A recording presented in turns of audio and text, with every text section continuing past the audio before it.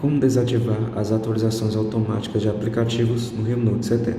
Então você pode desativar essas atualizações automáticas que ficam acontecendo às vezes com aplicativos que você nem utiliza, né? Às vezes você nem utiliza o aplicativo, mas ele está instalado e ele fica aí atualizando sozinho, às vezes gasta dados móveis e enche memória no seu celular. Então para desativar essas atualizações automáticas, vem aqui na Play Store,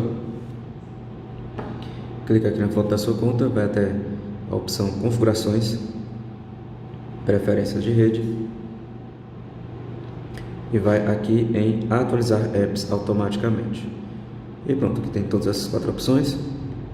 E nessas 3 opções os aplicativos vão atualizar automaticamente. Para desativar é só escolher essa última opção, não atualizar apps automaticamente, e pronto, você vai ter que atualizar manualmente os aplicativos que você utiliza e quer que sejam atualizados. Então é assim que você desativa as atualizações automáticas de aplicativos no RealMe 70. Era esse o vídeo e até o próximo.